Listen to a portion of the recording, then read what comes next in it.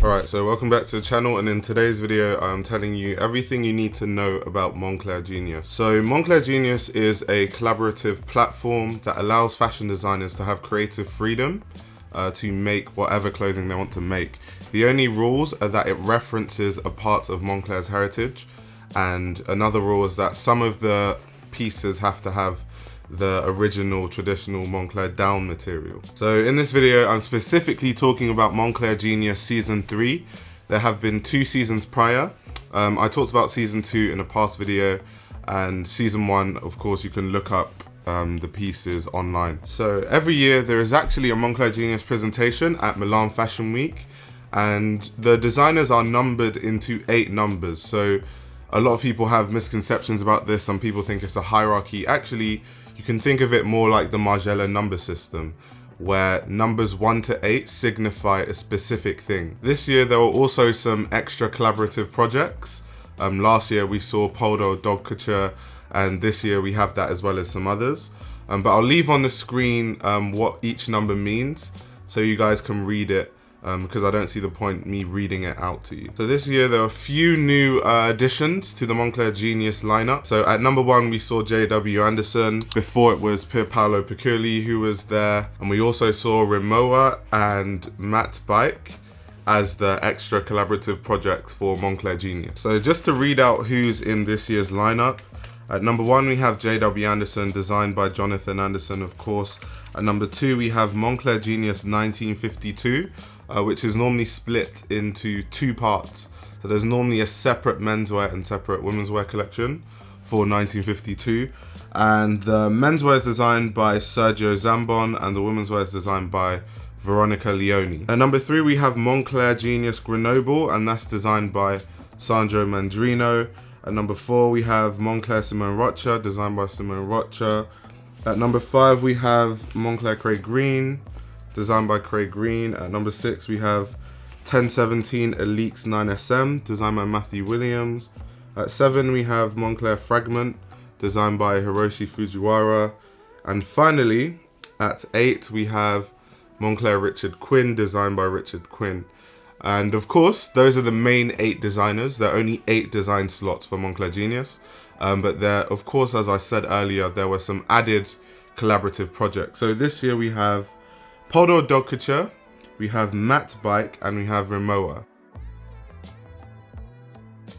So first we'll be talking about J.W. Anderson's collection at number 1, and the title of this collection was called Binary Elegance. If you don't know who J.W. Anderson is, J.W. Anderson is a British fashion designer.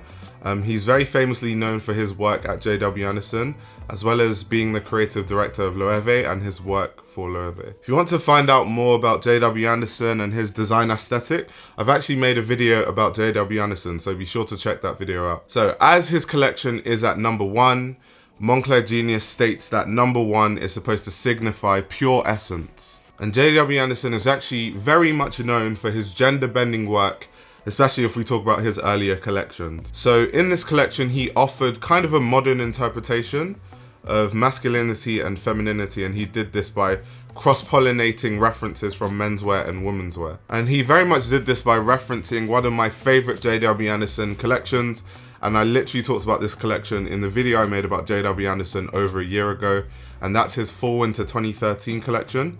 And in this collection, he took traditional masculine silhouettes and then he feminized them. So something from a short to a blazer to a jacket, he added frills to the edges, he frayed the edges and made them look a bit more feminine.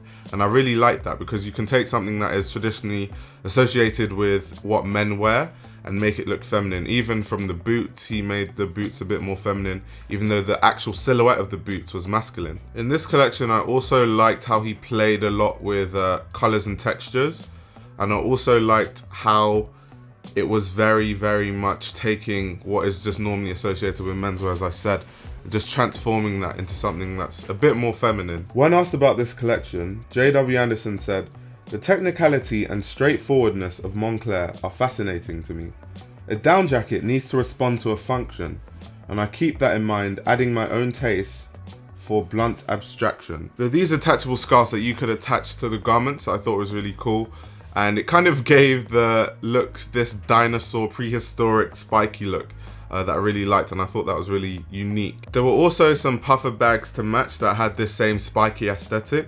But I think what is even more important about Moncler Genius and what Moncler is about functionality, it's about utilitarianism.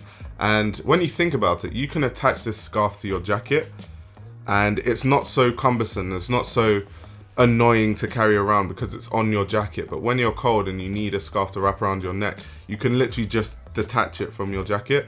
I thought that was a crazy detail. Later on in the collection, we saw puffer jackets that had sort of a longer silhouette, and in most of the looks there was footwear to match the print of the jacket, and the footwear looked quite cool. It looked like kind of like a nylon bag, knapsack type of aesthetic that I really liked. There were also these enormous tacky tote bags with massive chains that I was just like, what is going on here?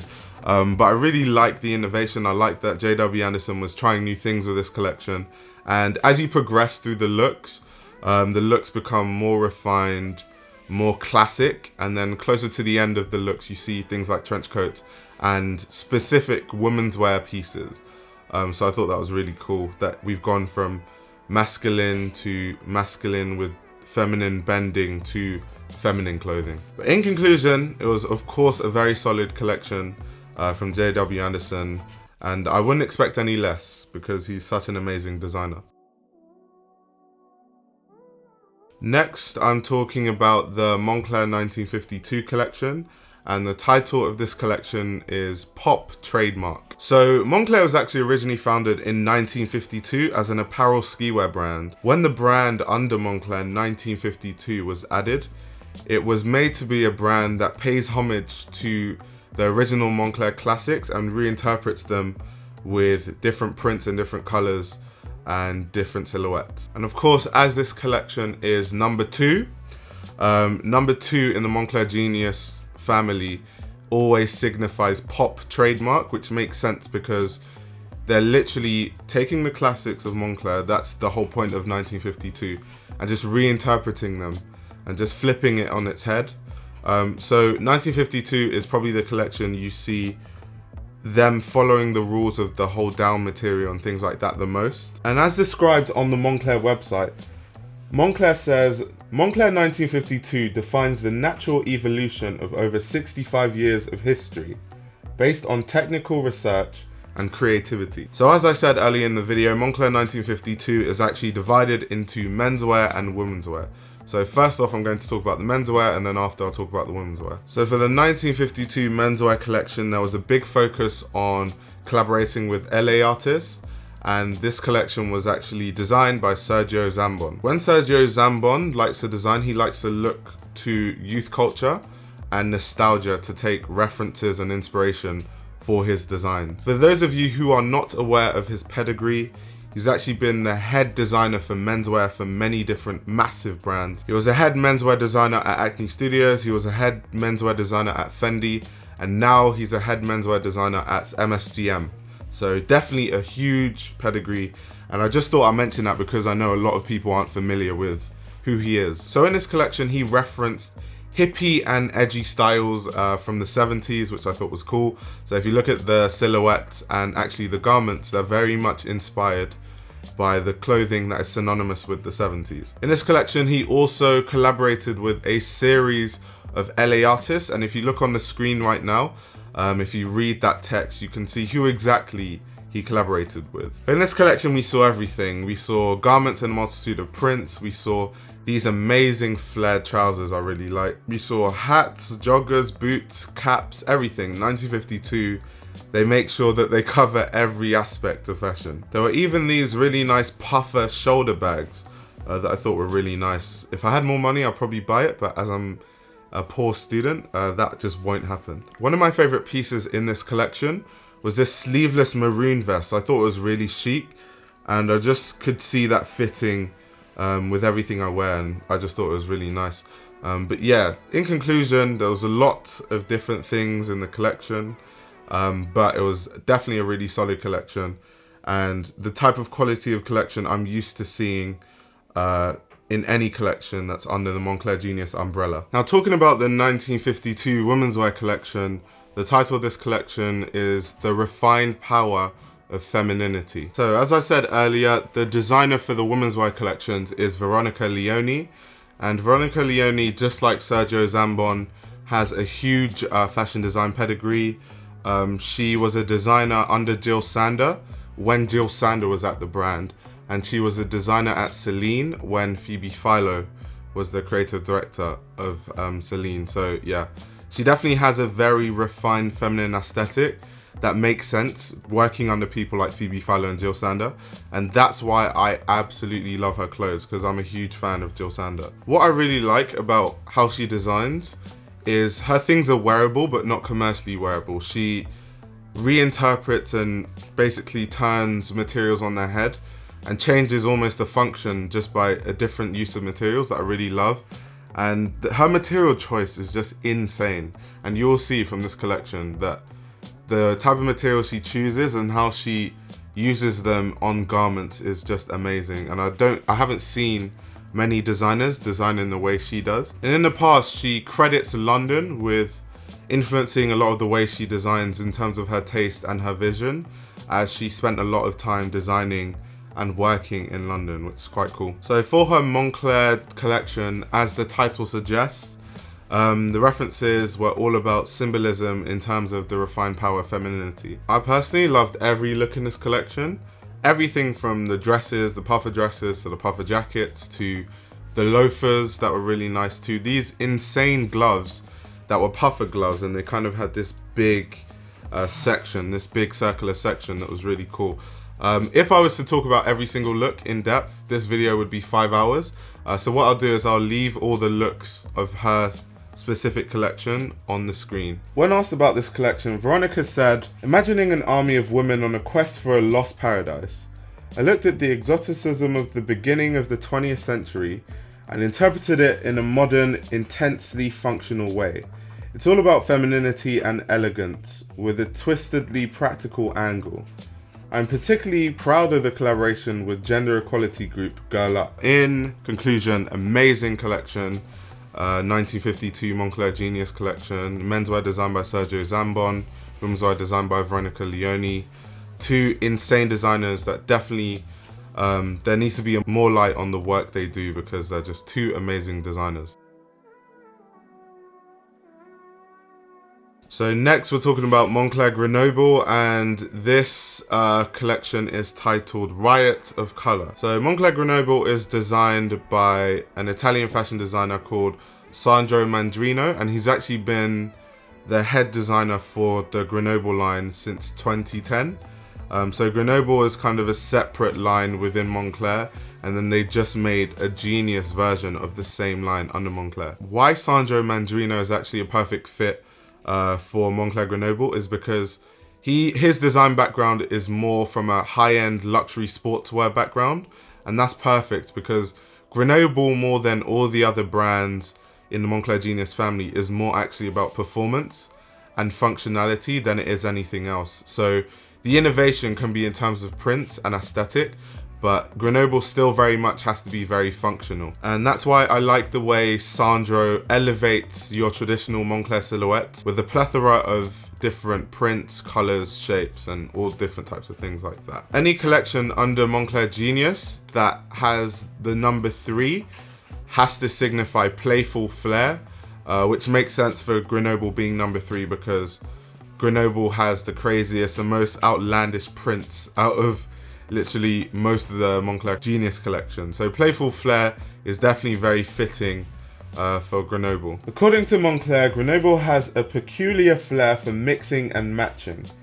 At Grenoble, prints and fabrics considered wide off the mark for mountain use actually assume a technical quality while keeping the playful sophistication intact. When asked about this collection, Sandro Mandrino said, "I had in mind this image of the white of the snow that gets progressively stained by colour as graffiti expands everywhere. Through Moncler Grenoble is first and foremost about performance." And just like I said before, and as Sandro Mandrino said in his statement about the collection, Grenoble is the most performance specific line under the Moncler Genius umbrella. And what I really liked about this collection, the first looks we saw, the Moncler Genius logo was reinterpreted, as kind of like this arts and craft aesthetic on a lot of the pieces, and I really liked it. And actually, in this collection, there was a collaboration with one of my favorite artists called James Goldcrown. James Goldcrown is famously known for his graffiti work. He's mainly a graffiti artist, and he does love hearts in kind of like this arts and craft way, and he's taken that aesthetic and drawn different things, but he's mainly known for the love heart. We also saw ultra fancy ski goggles, as we always see from Grenoble, and there were these nice puffer jackets with many different compartments, because of course Grenoble has to be utilitarian as much as it is aesthetically pleasing. There was also a section in this collection that had kind of more minimal and understated looks, which is kind of strange because I've never really seen that from a Grenoble collection. And I guess they're trying to cater to people who don't want brash prints and loud garments. In conclusion, I really love this collection, and I think what is just crazy about Grenoble is because it's so functional, but it's so outlandish, the prints are so out there. If you're a rich person and you want to go to the ski resort and just turn necks and you want everyone to have your attention, then Grenoble is definitely the brand for you.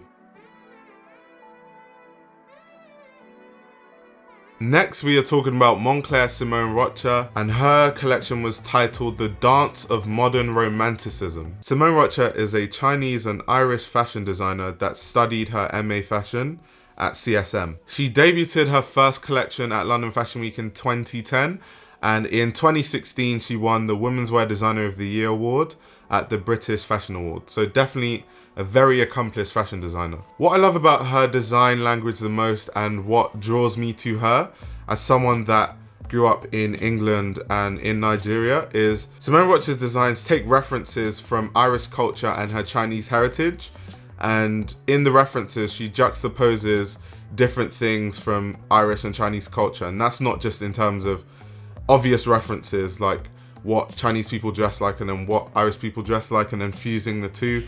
It's also in deeper levels in terms of like the choice of fabric, and in terms of different silhouettes, and in terms of color choice as well, which is really insane. Her attention to detail is next to none, and she references Chinese culture from the 14th century and things like that, or the Irish culture from literally the Dark Ages, which is just insane. Before I talk about the Moncler Genius collection that Simone Rocha had, I think it's important for me to review her Spring Summer 20 show so you guys really understand her design language and how she thinks and the way she references different things. In Simone Rocha's Spring Summer 20 collection, it was very much inspired by the type of disruptive Irish boys you would see knocking on people's doors on St. Stephen's Day in Ireland. When looking at the looks on the runway, the looks were made to resemble what the look of a woman would be in the 20th century, who would open the door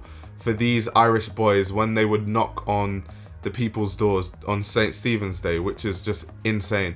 But to make it even more insane, it was also meant to influence what the interior of Irish houses at this time looked like. And this is where she so intelligently fuses Irish culture and Chinese heritage. Because in Ireland in the 20th century, there was a very popular print that Irish people used to use that came from Holland, and this print and this type of tableware is called Delftware, and Delftware is this Dutch pottery design that actually originated in China in the 14th century.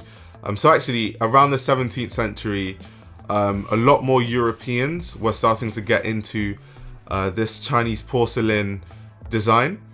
So you see the Dutch start to make a lot of this kind of design, and they put their own Dutch twist on it, and it became really popular in Europe around the 17th and 18th century. And this design kind of became synonymous with European royalty, and a lot of European royal families at the time actually had a lot of work commissioned and specially made in this print, just for things like their tableware and different sculptures. And it's kind of crazy how much money Dutch manufacturers made using, essentially copying a print that actually originated in China in the 14th century. Until now, if you go to Holland, you see a lot of things like clogs and plates that still use this print that originated from China.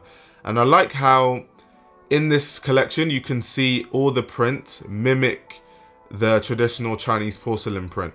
And that's just insane that she had the silhouette of what you would see an Irish woman in the 20th century wear, and then added the print of a 14th century porcelain, and also shed light on how the Europeans basically stole a Chinese design is absolutely insane and clearly intelligent. To go even more into the genius of Simone Rocha, this Chinese porcelain design doesn't just come in blue.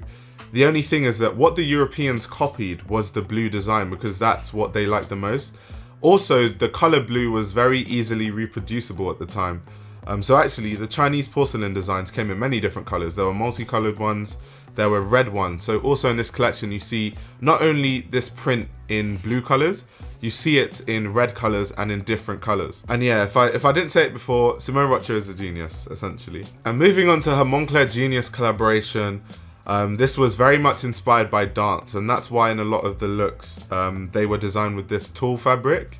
And tulle is a fabric that is synonymous with ballerinas and ballet and that sort of dance, because tulle is used to make ballerina tutus. And of course, playing with this theme, that's why the looks were extremely feminine. They were very frilly and flowy garments, very long garments. And actually, reading Simone Rocha interviews over the years, when she designs, she's inspired by how people dress in Hong Kong and kind of the long dress silhouette that people from Hong Kong wear. And once again, this is the juxtaposition of references, referencing dance and dances like ballet that didn't originate in Asia, and obviously reinterpreting that and juxtaposing that reference with the fact that a lot of the garments, silhouettes in China and in parts of Asia are very long form and flowy. And yeah, Simone Rocha is just amazing. She's incredible, definitely one of my favorite designers. And actually, when asked about this collection, Simone Rocha said, "This collection was originally inspired by Fellini, dance, and the fantasy of dress. It is very much my interpretation of Moncler's technical expertise, exploring fabrications and silhouettes, but bringing it all under the female gaze in my idea of modern femininity." Now, number 4 in the Moncler Genius family signifies pragmatic femininity. So I don't even think I need to explain that. Just look at the collection and you'll see how it makes sense for Simone Rocha to always be at number 4 in the Moncler Genius family. Talking about it on a more basic level, I really love the color palette of all the looks in this collection, from the baby blues to the blacks to the reds. And not just fabric choice, because Simone Rocha fabrics are always amazing, but just in terms of the colors that she uses make the clothes look so luxe and just makes them look so chic. But yeah, honestly, everything Simone Rocha makes is beautiful, and this collection was definitely no different. Next, we are talking about Moncler and Craig Green. The title of this collection was Transparency and Protection. So Craig Green is a British fashion designer who studied at Central St. Martin's under the famous and late Louise Wilson. And Craig Green is kind of obsessed with this idea of functionality in uniforms. What I love about his designs is, yes, he does take reference from uniforms, but there's this really intelligent way in which you can change the materials of the same garment and now it's a uniform for a different function. So for example, if you have a jacket that's made with waterproof materials, maybe that could be a uniform for someone that works on a ship. And then all you need to do is take that same silhouette and change the garments to more fireproof materials, and now the function for that is a fire jacket.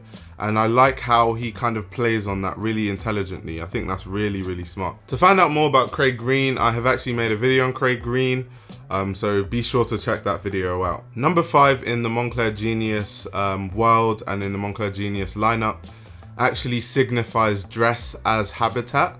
And that makes a lot of sense because a lot of Craig Green's collections with Moncler Genius is all about the habitat and puffer jackets in forms of tents and foldable puffer jackets and portable puffer jackets. So in this collection, as usual, and as we have come accustomed to, Craig Green focused on the concept of protection. So in the last collection, we saw these puffer jackets that were these foldable portable tents, and Craig Green made the puffer jackets with the lightest of materials, so they're as portable as possible. And that is more like a shell, kind of more like armor. It was kind of like this idea of wearing armor on your body, kind of like a tortoise shell. And then in this collection, it's about protection, but the garments look very much like an exoskeleton fit to your body. So this is still like armor, but not armor you cover yourself with, it's armor that you fit to your body. And I really like the way he played on that. That's really, really crazy. When asked about this collection, Craig Green said, "There is a scientific aspect to Moncler that I find inspiring. I wanted to explore ways of pushing simplicity to the extreme and using the process of down-filling almost like a print, building volumes around the body from flat items from 2D to 3D. For me, Moncler is ultimately about protection and functionality." And because Craig Green's design language with his own brand anyway is all about protection, functionality, uniforms, and things like that, workwear, it makes perfect sense for him to be part of the Moncler Genius team because he's designing in his realm. But yeah, I really like this collection. Obviously not the most wearable collection in the world, but I really love everything Craig Green does, and this was no different. I like the way he reinterpreted the down filling and the down material to kind of this exoskeleton. And ultimately, fashion is art.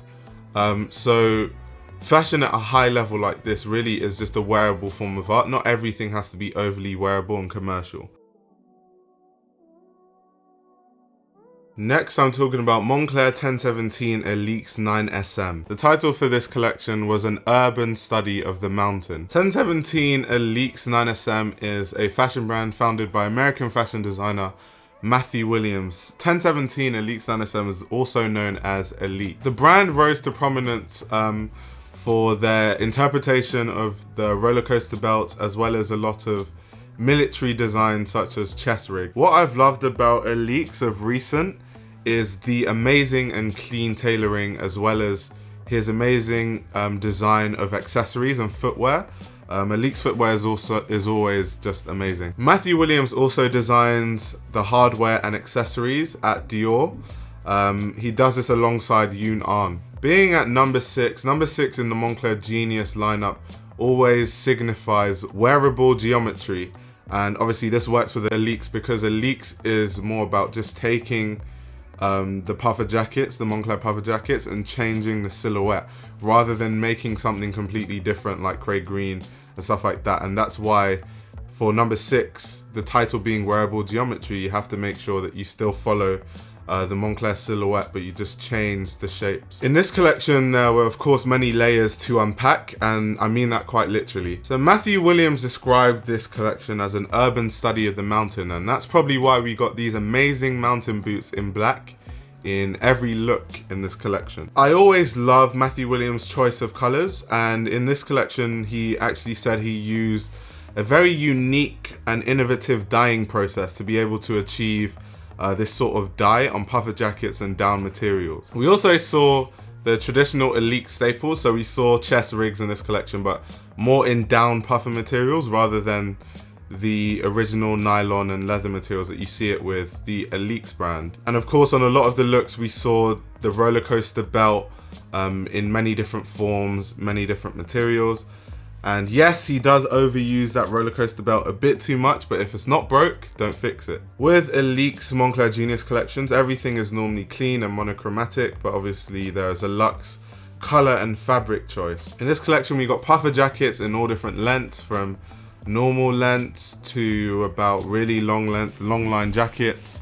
We saw ski goggles, fancy ski goggles, which is insane because previously we only really saw ski goggles with Grenoble and Richard Quinn. ALYX doesn't normally have a lot of ski goggles, so that was really cool. We also saw the skin tight ski wear looks, which was interesting because obviously this collection was about the study of the mountain.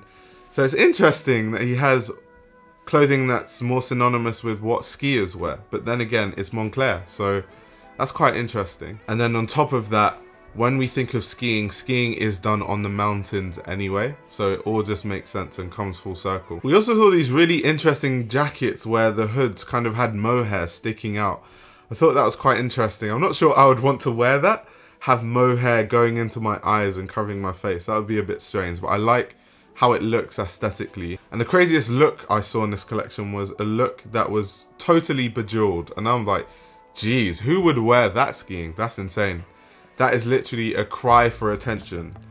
to the person that wears that to go skiing. When asked about this collection, Matthew Williams said, "Working with Moncler means a lot of technology applied to luxury garments that are meant to be wearable. We injected our own take into these principles, fusing our respective identities." In conclusion though, I really love this collection from Matthew Williams and ALYX, or 1017 ALYX 9SM if you like long words. But yeah, really solid collection. I like how wearable it is and how functional it is as well. And yeah, solid collection. Next we have Moncler Fragment by Hiroshi Fujiwara. This collection was titled Continuous Cultural Progression, which will make more sense as I go deeper into the collection. So if you are unfamiliar with the brand Fragment, of course Fragment is a brand that was made by Hiroshi, and Hiroshi is actually a streetwear legend in Japan. And how he rose to prominence was he was a DJ around the 70s and the 80s, and he traveled to New York where he learnt about hip hop and a lot of American music subcultures, and he brought a lot of hip hop tapes back to Japan. And with these tapes that he brought back to Japan, he also brought a new aesthetic and also taught people about the cultural dress of how hip hop was around the time in America. And he is very famously known for single-handedly basically bringing hip hop to Japan, and also the style synonymous with hip hop. And that's why when you look at Fragment as a brand, a lot of his designs take inspiration from very, very American silhouettes, and he adds his Japanese twist on it. And anyone that knows anything about Japanese designers knows that this is what a lot of Japanese designers do anyway. If we think of brands like Undercover, we think of brands like Mastermind, they take cultures from the West and add a really good Japanese twist on it. But what I also love about the way Japanese designers design is, more than even European designers, they have this attention to detail, especially in fabric choice and quality of the garments, that I really, really love. And they just, in Japan, everything is about quality first before anything else, where Europe is more about aesthetic. And that's why you see a lot of high-end brands these days with absolutely horrific materials that your clothing will, your £2,000 jacket will rip in the course of a year. Now, number 7 in the Moncler Genius family signifies subcultural subtleness, and that makes sense that Fragment is at number 7 because it's literally about the hip-hop subculture and different American subcultures and twisting that in a Japanese way. So specifically talking about this collection, Hiroshi took inspiration from military designs as well as American streetwear staples. There are also many different collaborations, from a Pokemon collaboration to a Kool and the Gang collaboration. And this goes into Hiroshi's juxtaposition between Japanese and American culture, taking Pokemon, which is a Japanese cartoon, and taking a group like Kool and the Gang, which he loved because obviously he's a DJ and he's very much inspired by American music. And I really liked that he did these collaborations. And when you know the way Hiroshi designs and how he draws his references with his designs, you'll really grow to love this collection. There was also a Converse collaboration that I really liked, just very clean and very minimal. The only thing I will say I did not like too much about this collection was the bold print. I don't really like bold text print on the type of materials that Hiroshi was using. But either way, that's just me being very nitpicky. I would have preferred if, because the Hiroshi brand is synonymous with a lightning bolt logo, so I'd like if he just maybe embossed a really small logo somewhere and then just focus more on like the silhouettes and the fabrics, because the fabrics were amazing. But either way, definitely an amazing collection from Hiroshi. Really solid. I like the different colors he used. I like the different takes on puffer jackets, and we even saw a varsity jacket in one of the looks. But yeah, in conclusion, a really solid collection from Hiroshi, and I look forward to future Fragment collections with Moncler. Now, last but not least, the 8th designer in the Moncler Genius lineup is Richard Quinn, and his collection was titled Bold Luxe. So if you are unfamiliar with who Richard Quinn is as a designer, he is a British fashion designer who graduated from CSM and he specializes mainly in womenswear and textiles. He has won many awards over the years, and he's very known for his bold colors and prints and his manipulation of these prints on different textiles. And he kind of has this interesting printing process, and there's actually a YouTube video where he talks about how he achieves the way he prints. So I'll be sure to leave that in the description below. He actually rose to prominence when Queen Elizabeth herself actually went to one of his runway shows, and that was very, very big. He also has a lot of design pedigree. He has interned at Dior, and he also interned at Richard James, which is a Savile Row tailor. So of course, when it comes to tailoring, Richard Quinn's tailoring is amazing. And of course, in terms of just creative design, working for Dior and obviously graduating from CSM, he's a huge creative mind. Now, number 8 in Moncler Genius signifies going viral. So any collection that is under number 8 in the Moncler lineup has to be outlandish. It has to be brash. It has to be the type of thing that when you see it, it brings your attention to it. It's very attention drawing. And of course, if you know any of Richard Quinn's past collections with Moncler, or this one that I'm about to talk about, literally it is bold, it's outlandish, it's definitely all of those words. Now, the first thing I noticed when looking at this collection was how luxe the materials looked. And of course, feeling is believing, so I won't really know how luxe it is until I feel it, but just looking at it, the materials looked amazing. And of course, because Richard Quinn is a specialist when it comes to textiles, so you kind of expect that he uses very unique and really good material. In this collection, we saw every model and every look. Models were wearing this interesting hood that looked like it was made out of mohair or maybe horsehair. And these look quite cool and quite unique. We also saw overcoats and puffer jackets in many loud and bold prints and colors. But what I really liked about Richard Quinn and what made his puffer jackets very, very unique to any other thing we've seen at Moncler Genius was actually the silhouette of the puffer jackets. They were very much like bodycon jackets, and they were very fitted to the body. And I thought this was really cool. A really chic and unique way for a puffer jacket to look on a woman. Because I love all the looks in this collection so much, I'll give you time to actually look at all the looks in this collection before I continue talking about the collection. Near the end, we saw these puffer capes and these puffer ball gown dresses. I must say it looks very similar to last year's Moncler Genius collab with Pier Paolo, where we saw kind of these puffer ball gown dresses. Of course, the silhouette is very different. But what I really liked more about this collection were these heels that were actually made of down material. And there were also these puffer fishtail dresses, which I thought was absolutely insane. When asked about this collection, Richard Quinn said, "I wanted to create a 60s meets space age dynamic, a transition from the past to the future in my signature prints that match and clash, with strong headpieces for a vibrant idea of total luck." I definitely got that 60s space age vibe, and I just really like his bold prints, because normally when a lot of brands use bold prints and outlandish kind of like colors, it looks really, really tacky. But Richard Quinn, there's a way he does it where everything just looks so luxe and chic. So in conclusion, definitely a very solid collection from Richard Quinn, and I look forward to his future work. So Richard Quinn concludes all the 8 collections for Moncler Genius, and those are the main collections. As Moncler Genius, as their slogan says, one house, different voices.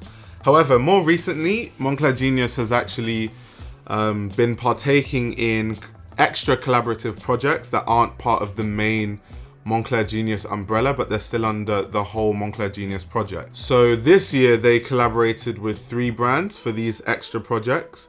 Last year it was 1, and last year it was Podo Dog Couture, and they collabed with that dog brand this year again. So first we are talking about Poldo Dog Couture. Poldo Dog Couture is a ready-to-wear brand that makes accessories and ready-to-wear clothing for dogs. For the Genius collection, there was an emphasis on protection and functionality for dogs. So basically we saw puffer jackets in different silhouettes for dogs and for different size dogs as well. There's not really much to talk about in this collection. It really is just puffer jackets for dogs, but it's really cool. to see that they're also extending the clothing to dogs. That's really insane. And of course, we got a collection last year as well, so we've seen the puffer jackets with dogs. The next collaborative project was with the luxury luggage brand Rimowa. And like I said, this year, Rimowa was a new addition to the Moncler Genius lineup. And for this collaboration, they got the really high quality luxury suitcases that Rimowa normally make. And then they added this kind of LED light that you can control with an app. So when you travel, if people have this app, they can put different text codes into the app.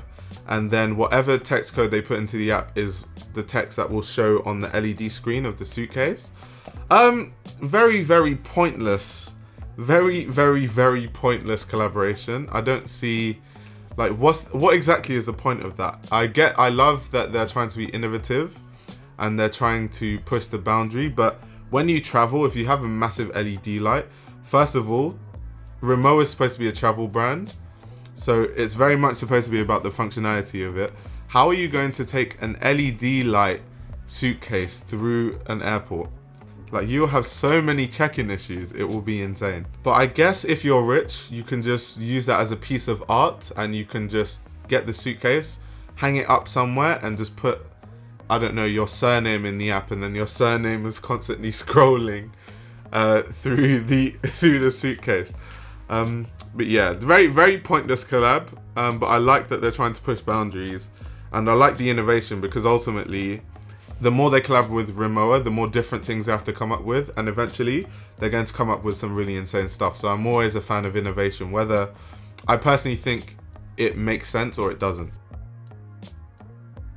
Now, last but not least, the last collaborative project that Moncler Genius worked on was in collaboration with a brand called Matt Bike. I'm not sure if I'm pronouncing that right. And Matt Bike is a Copenhagen-based electrical bicycle brand, which is really cool. Now, the reason why they make electrical bikes is because manual bikes aren't the best for really, really tough terrains, like trying to cycle in the mountains or trying to cycle in snow. So that's where Matt's bike has all the innovation, and it's really popular and known as the IT bike for electrical bike. I actually love their collaboration with Moncler Genius, because what it was basically a foldable duvet. But the whole inspiration for this design is because Matt bike is for tough terrains, and Moncler is obviously about skiing and being in the mountains and things like that, and functionality. So when you fuse those two things together, if something happens in a mountain, or you need to sleep in the mountains or in a tough terrain like amongst the snow, this is really smart that they designed a duvet that is perfectly foldable onto the bicycle. It fits perfectly onto the bike, and then when you unpack it, it becomes a duvet. I think that's really, really cool.